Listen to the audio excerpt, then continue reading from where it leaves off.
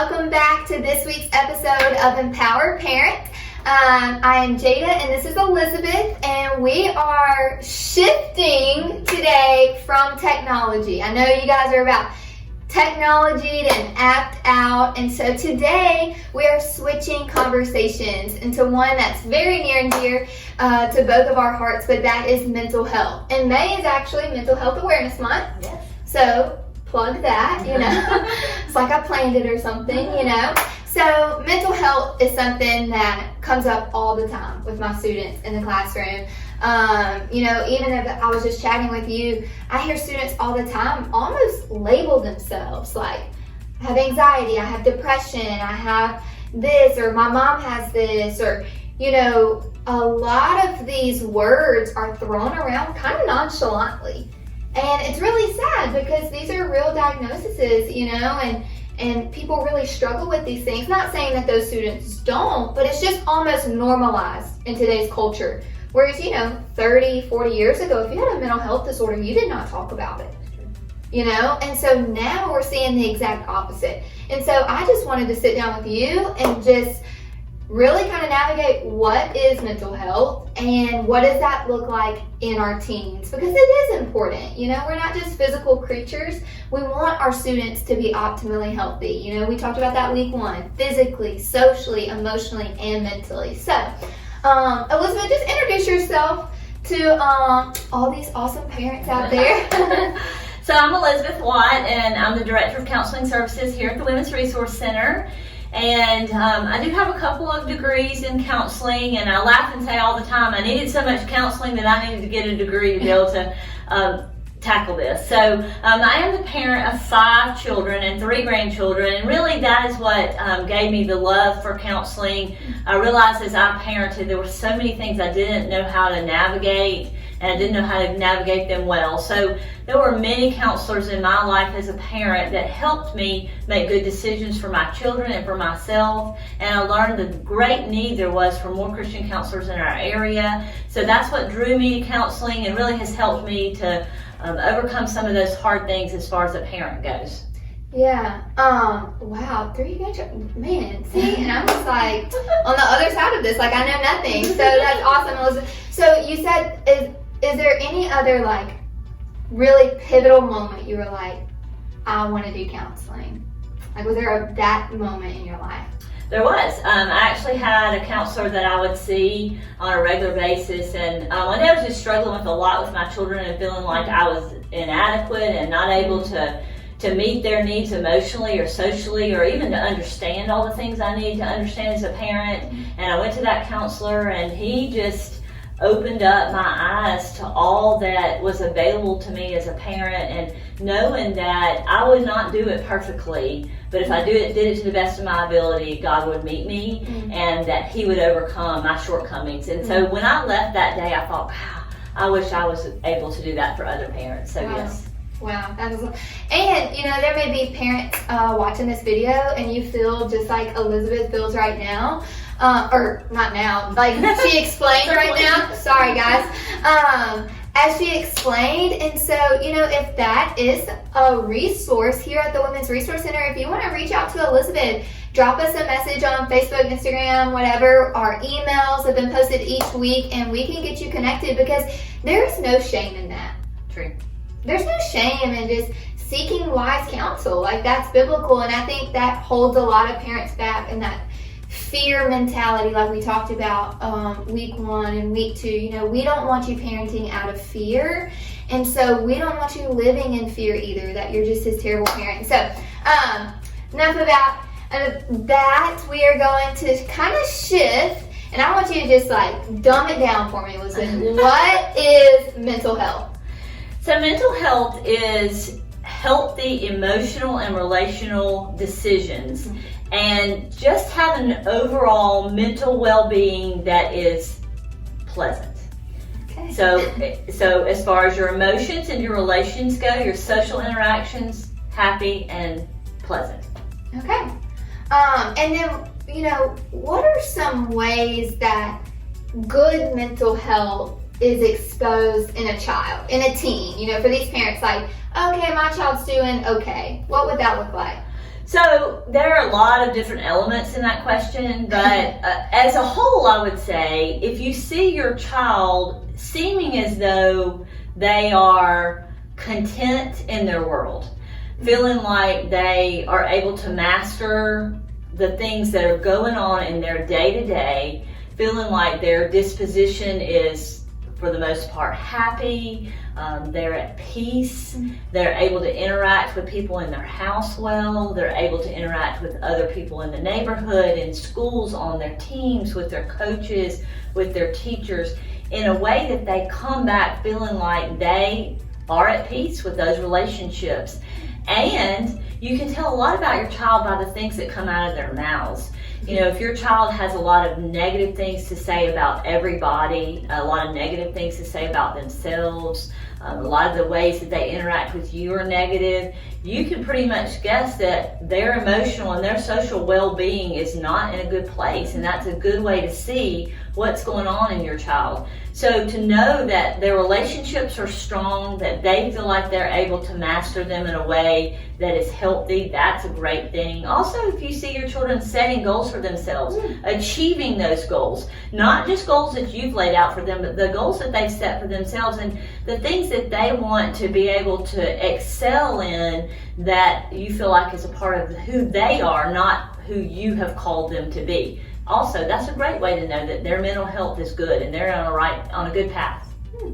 Right. So, you know, those are some good ways that mental health is cultivated, but what does it look like if maybe a parent needs to be concerned? Because I think from a lot of times it's like, are they just being a teenager? Is that hormones? Like, how do they tell they've kind of crossed that gray line into maybe they need to be concerned? Yeah, that's a great question, because with teenagers, they do sleep a lot. They do make decisions that we just wonder what they're thinking. And often as a parent, we worry, you know, is this something I should be concerned about or not? And definitely, you know, it would be important to seek mental health from a professional, some help if you start to think that your child in any way is in danger.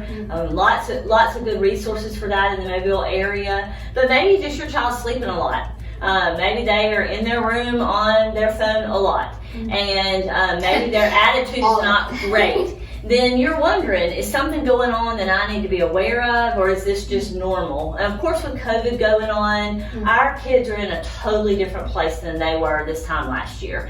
They are having to be alone. They are having to be in their rooms. They have been taken out of all their activities. All the things that have given them the fuel to keep on going has been taken away from them. And so things look a lot different right now than they normally do. But at a normal time in their lives, when these things are not going on, if your child starts to sleep a lot, if they're in their room with the door closed, the door locked, more than you would normally have expected, then that's usually a concern. Something's going on with them, you know, or if you see that their eating habits have changed. Maybe they're eating a lot more than they used to, or maybe they're refusing to eat. That's a red flag. We would want to be concerned about that. If your children normally, or your teen normally hung out with their friends a lot, spent a lot of time with their ball teams, or maybe with their classmates, and then you see them really retreating to their room more than they were before and seeming to be downcast about that, like maybe that's not really their decision, maybe they feel like they've been isolated from their friends, or placed in a place where they're not able to interact with their friends. Definitely you want to see any major change, anything about your child that just is a red flag. Something might be going on. It's a good time to seek professional help and maybe just talk to somebody about that, and also talk to your teen. You know, I have learned so much just by learning how to ask my kids the right questions and letting them know that I notice something's going on in your world, and can you elaborate? Can you share with me? And even if they won't tell you the details, you can tell by their response to your question whether or not they have something going on, whether or not you need to have some concern. Right. So would you say that, you know, maybe you need to ask those poking, prodding questions before you see any of those red flags? Or would you wait and say, oh, little Johnny came in today, he doesn't seem as talkative? Or, you know, because I think, gosh, just so many of my students act like they're just so strong and just got it all together. And, you know, they put on this brave face, but underneath, you know, they're really not okay. So what are some things a parent could ask on a daily, just like a check-in almost, you know, before everything blows up? I don't know. It's a loaded question again. That's a good question. It's a really good question, and something that I really hammer home with families. Okay.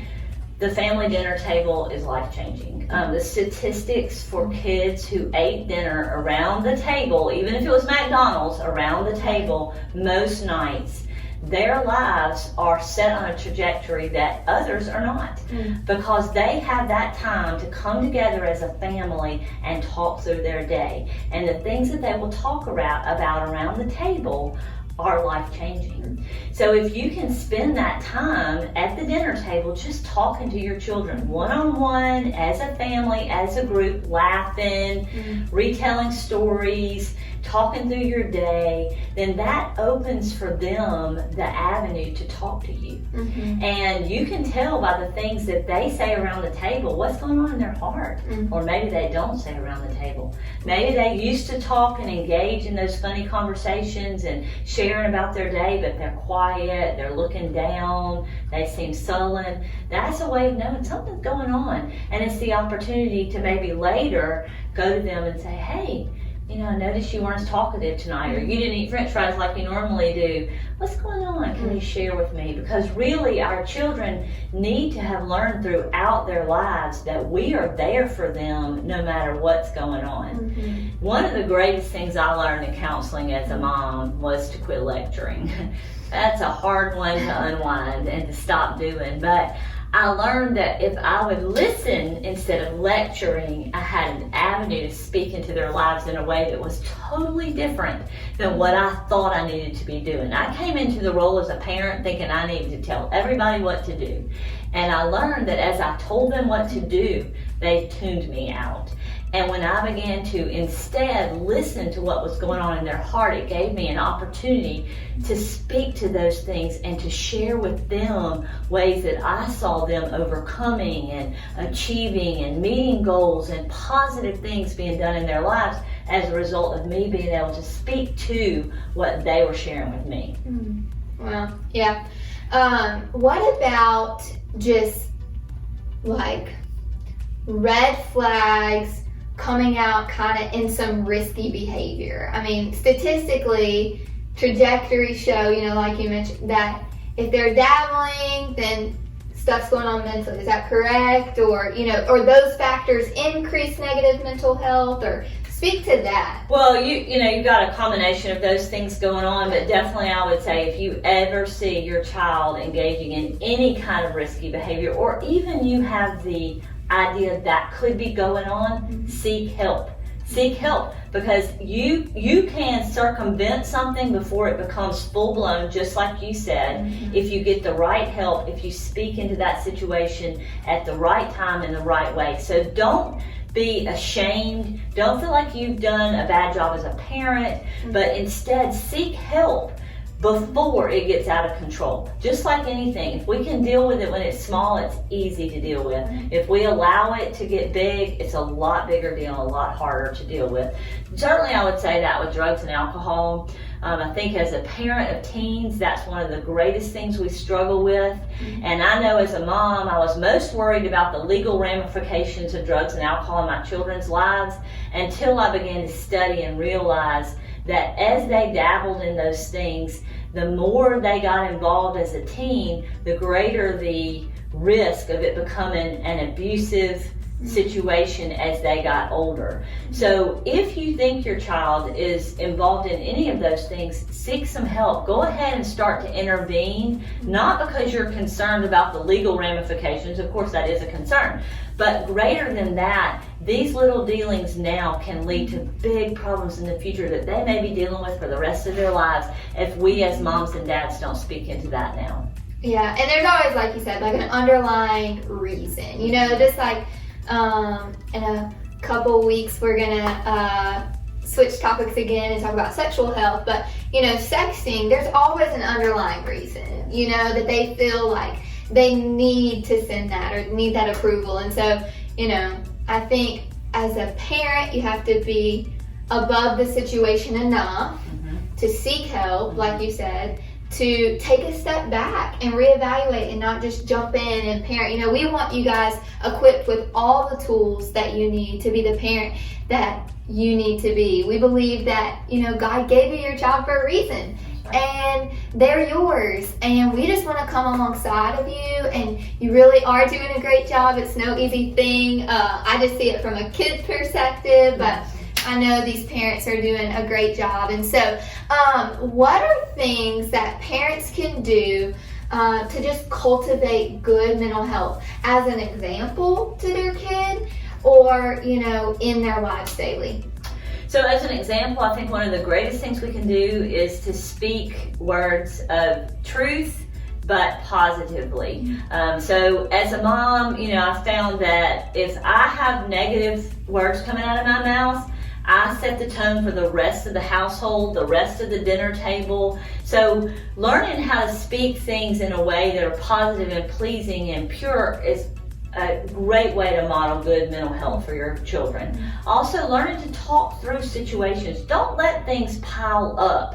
I think as a parent, a lot of times we just feel like there's so much happening so fast, and we let one thing after the other just pile on top, and then before we know it, we have a stack of pancakes this big to deal with, and then we've had all we can take, and we just dump it over all over our children, and they're overwhelmed and we're overwhelmed, and so it becomes an eruptive situation instead of dealing with one pancake at a time. And that's definitely something we can model as parents, learning to go ahead and say, you know, we need to deal with this today, let's handle this today, before it gets to be such a big thing that it just is overwhelming for the whole family. Definitely. And you know, cultivating good mental health in your children involves allowing them to be who they are, not expecting them to be who you want them to be. Of course, we as parents are called to steward them well, like you spoke about. So we want to encourage them to have good moral standards and to be academically sound and socially sound and all of those things. But we also need to learn not to push them to become somebody that's not who they want to be. And we want to encourage them to become the person that God has called them to be. So allowing them to have some space in that and allowing them to have a little bit of freedom in that, that's a good thing. And modeling that for them and being who you are, but in a way that's positive and setting good standards for your children is a great way to be a good role model in that. And definitely, I think one of the greatest things we can do as a parent is to touch our children. You know, give them a little, give them a high five, give them a hug. Children need to be touched. They need to know that their parents want to embrace them in a way that's going to be positive.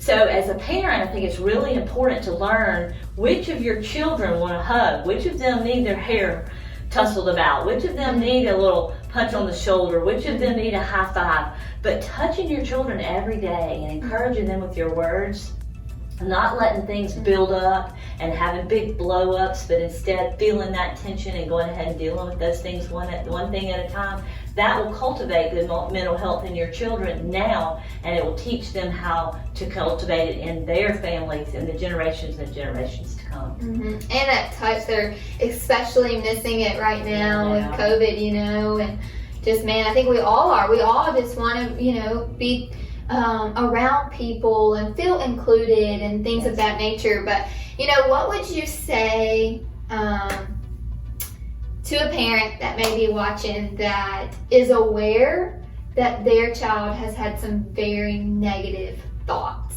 very reoccurring, they don't esteem themselves very highly, they, you know, I know, you know, maybe they don't feel like they fit in, or maybe it's, you know, and it's those reoccurring things that it's like the parent is always encouraging this one topic, you know, or maybe you're pretty, you know, things like that.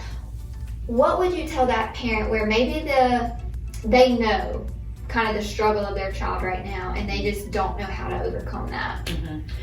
Well, one thing that's really important as a parent is not to feed into those thoughts, those negative thoughts that a child may have, but also not to correct them. Because if a child feels that way and you correct them and tell them, no, you're not this, or no, you're not that, that does not encourage them to think differently. It just confirms in them, they don't understand me. So instead, if you can turn it to a positive, let's say, for instance, you have a child who struggles with their grades and struggles in school, and they say, I'm dumb, I can't ever make a good grade.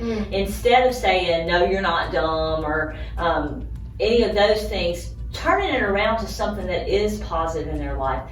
You're a great friend. You may struggle with math, because we see you're struggling with math. You may struggle with math, but I see how much you were a friend to Sally last week when she was struggling. I see how well you helped the neighbor when they fell down in the driveway. So math may not be your thing, but clearly compassion is. Instead of focusing on the negative, turn it to something positive. Encourage them in an area where they are excelling. Help them to see that they do have good things going on in their lives. And if you feel like your child is having a negative thought patterns, seek some professional help. Get some help from them. Many times, teens especially will say they don't want to talk to a counselor. They don't want to tell anybody what's going on.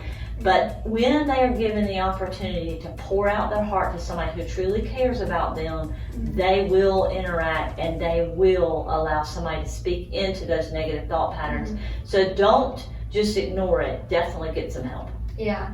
So as a parent, just step in and say, for your health, absolutely, we're going to seek counseling. That's right. And counselors are trained to deal with that.